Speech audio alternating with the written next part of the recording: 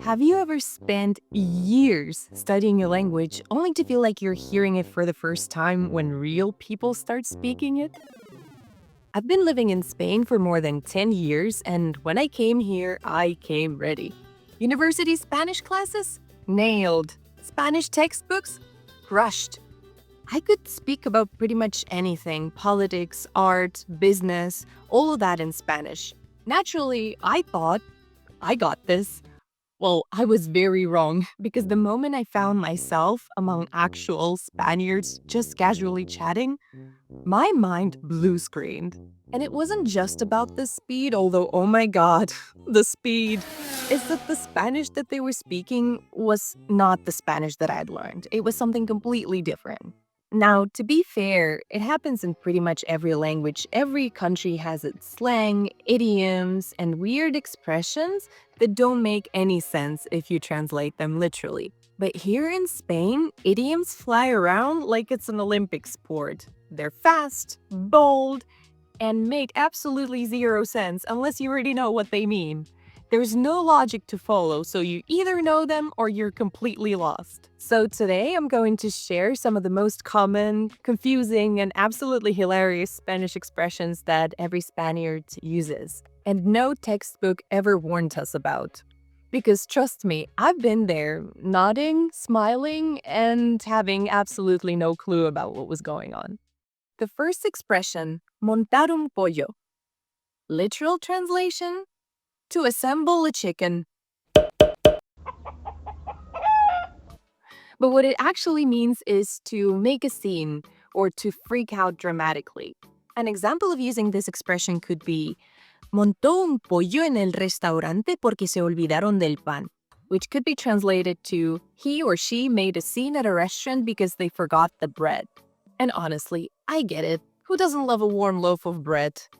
I'd be upset too. But let's be real for a second. How was I supposed to figure that out? There is nothing about assembling a chicken that screams public meltdown. Nobody in class said, in Unit 5, we'll be covering chicken-based emotional explosions.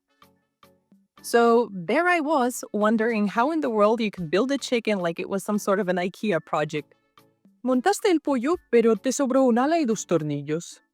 Expression number 2, estar de mala leche, which translated literally could mean something like to be of bad milk, or something along those lines. Its actual meaning, however, is to be grumpy, to have a bad temper, or to just be in a bad mood.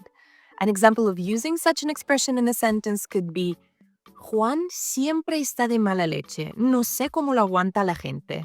Meaning, Juan is always in a bad mood. I don't know how people put up with him.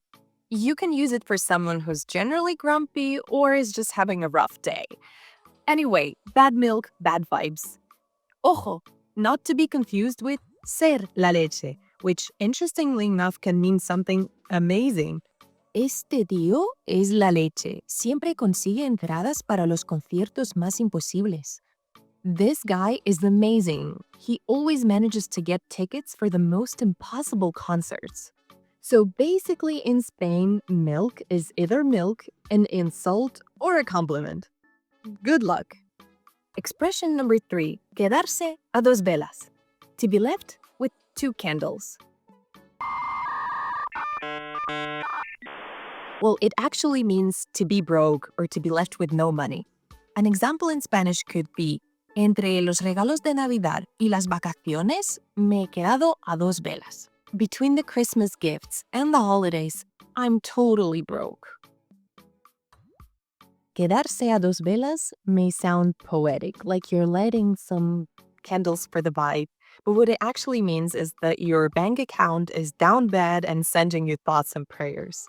Bonus tip, in slang, it can also mean that you haven't had any romantic action for a while, but hey, one crisis at a time.